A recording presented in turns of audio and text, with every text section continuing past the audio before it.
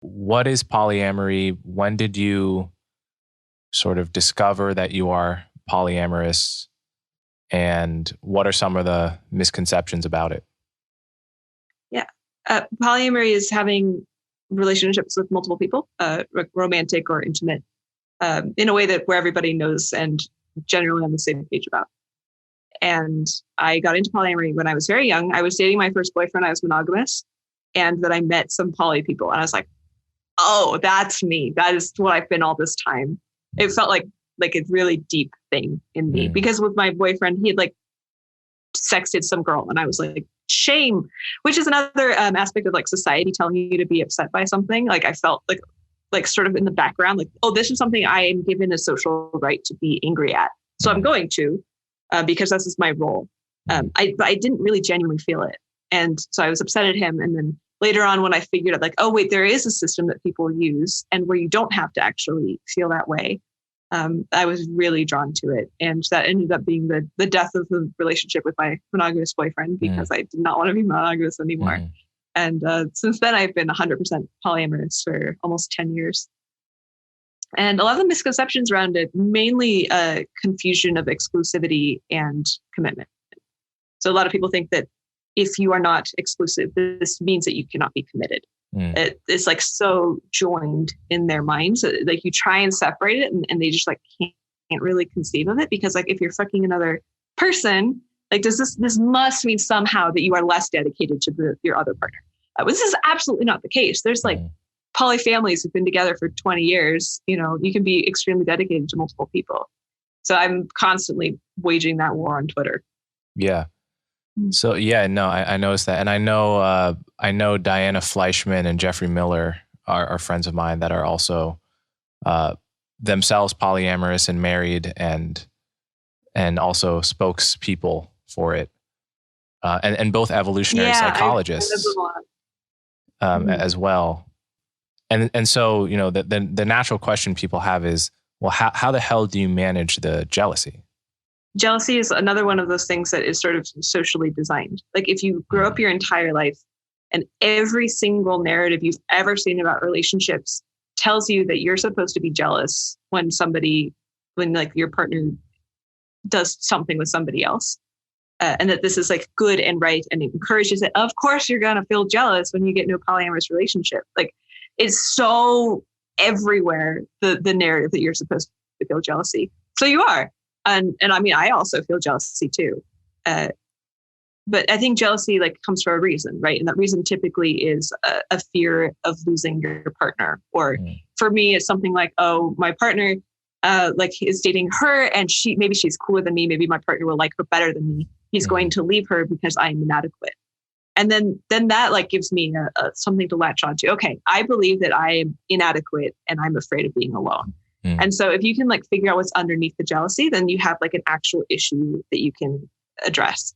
And sometimes you can actually address it. You can like come to terms with being alone, or you can come to terms with being inferior, which usually is the thing that I attempt to do. Like, okay, what is the world where I am inferior? Let me accept that world. And then another is just over time, like your body starts to realize that there's not a threat and it starts to calm down. Like often your partner will be dating somebody else and you're going to freak out because you think they're going to leave you. But then if they keep not leaving you, eventually you're going to stop really being afraid about it because it's like clearly not true. So just exposure therapy will help. You know, it's interesting. I was talking to my friend recently who just started dating someone, and he, you know, he's very similar to me in that he tends to be pretty, at least outwardly, in control of his emotions. He doesn't have any bursts of anger in life. He's actually, I would say, even more even keel than I am, and he's probably my most well-adjusted friend. If I had to choose one that is just, you know, reliable and whose emotions always seem, you know, correctly calibrated for the situation, it would be this guy. And his girlfriend is friends with her ex. And he found that this absolutely drove him to a level of anger that he could not recognize himself, right? He could feel the anger welling up and notice as it's happening, this is totally unreasonable. I'm being crazy right now. And even knowing that I'm being crazy, I cannot manage to forcibly dial down my anger right now. And I empathize with this emotion deeply because it's one I've also felt when it comes to sexual jealousy, for instance. And, it occurs to me that this may just be a trait that varies in people.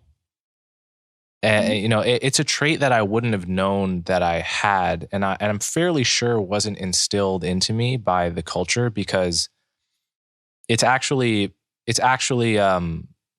like there's a level of jealousy that is co-signed by mainstream culture.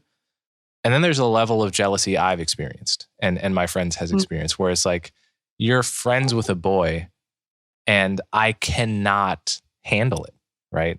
And maybe after 2 months of being together, 3 months of being together, it subsides. But even that, I could experience such anger that I'm driven to by almost nothing in this world, over you having a totally innocent friendship with a male. And the fact that I'm in fact embarrassed to express how angry I am, and I only do it in the hopes that expressing it helps me overcome it, because I understand that I'm being crazy. It leads me to believe that this is probably a trait that occurs on a spectrum, and if I were to guess, it's probably partly heritable. And if that's true, it leads me to believe that, the question of polyamory and monogamy, though it might be partly a matter of coming to realizations or being persuaded into one or the other, that it's much more, it may end up being just closer to being gay or straight or bi, in that you just are what you are. And it's not, the most important thing is just to be honest with yourself about what you want and what you're capable of, and to not judge other people or try to, push other people into one or the other. Just sort of a live and let live type mentality. Does that model of monogamy and polyamory make sense to you, or do you view it differently? Yeah, absolutely. I think that polyamory is hard and it has a lot of benefits. And if the cost of those benefits is high enough for you, then it makes sense to not pay that cost for what you would get out of it. I think for a lot of people, the kind of reaction that they have, for whatever reason, whether it be from society or from genetics or from other issues, you don't even have to explain it. It doesn't matter the origin. It's just the fact that it is there. And it might take so much effort to work through or neutralize it that it's just not really a feasible thing to concentrate on for your life. And that seems totally legitimate to me. If you decide it's not worth it, then don't do it.